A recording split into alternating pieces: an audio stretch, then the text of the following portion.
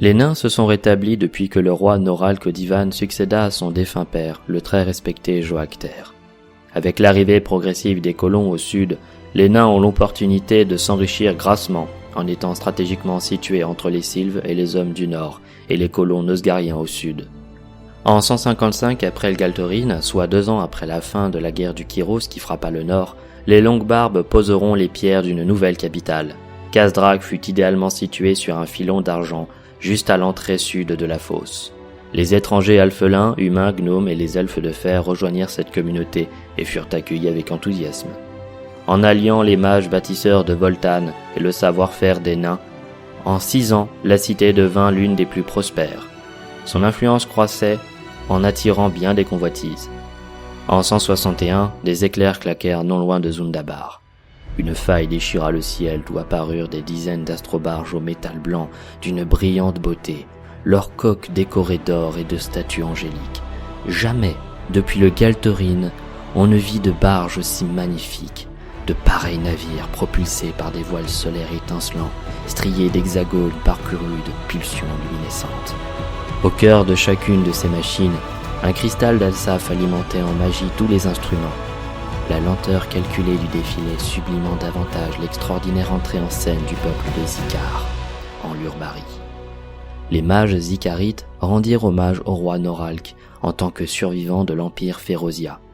Antique nation occidentale, qui a disparu depuis 1200 ans, les terres de Férosia ne formaient depuis qu'une région morte de terre noire et de cités ruines, autrefois gigantesques et riches. On ignorait la raison du déclin brutal de cette civilisation, et à l'emplacement de l'ancienne Zikar se tient un cercle noir, creusé, comme si une vague de chaleur avait été provoquée par une explosion apocalyptique. L'ancienne quiétude de l'Empire avait laissé place à une magie noire planante, menace indicible, attirant créatures, monstres et chasseurs d'artefacts. Cela conduisit à de grands troubles, dont les conséquences perdurent aujourd'hui. Des réponses parvinrent des mages zikarites qui échappèrent à l'explosion en s'engouffrant dans une faille temporelle ritualisée. En ces temps reculés, un couple d'archimages unirent leur savoir interdit sur la nécromancie, espérant atteindre l'immortalité et toucher le rang divin. Antarus Domines et sa femme, Narténat, accomplirent le péché suprême en transférant une part de leur puissance dans un phylactère, un objet puissant qui les sauvegarderait à jamais si jamais le corps venait à disparaître. Ils devinrent des liches, partageant amoureusement l'objet précieux et répandant leur noire vision sur la forêt sauvage. Ils s'isolèrent, persuadés qu'ils ne provoqueraient aucun mot. Mais la nécromancie est une magie corruptrice, mal comprise et fondamentalement liée au plan du fléau. Naturellement, l'ascension au rang de divin n'est pas chose aisée, et pour cela, ils devaient récupérer une quantité astronomique de magie. Une telle source peut venir d'un dieu mourant ou d'une portion massive de mana captée dans l'immatérium. Aveuglés par la noirceur, les 2 liches parvinrent à corrompre le cœur même de l'ancienne cité flottante du Zikar, alimentée par le plus puissant des cristaux d'Alsaf d'Azios. Les mages zikarites furent pris au dépourvu par des armées de morts-vivants assiégeant la cité. À cause de cette diversion, Antarus et Narténat parvinrent à s'infiltrer au cœur du dispositif et abreuvèrent l'immense cristal d'Alsaf des âmes des morts. Surchargé, le cristal implosa, transformant alors Férosia en ce qu'elle est actuellement.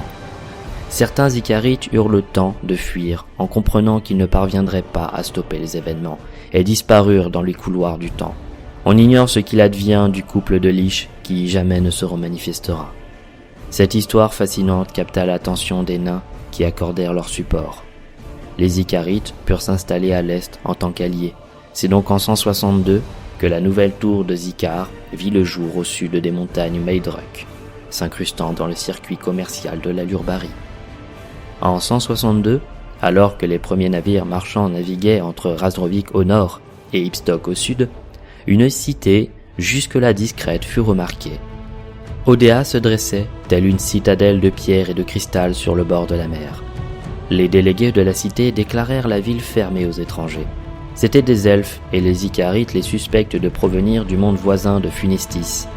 La peau des elfes funestins va du violet foncé au rose pâle, et contrairement à ce que le nom de leur monde laisse supposer, ils ont la réputation d'être amicaux et même farceurs.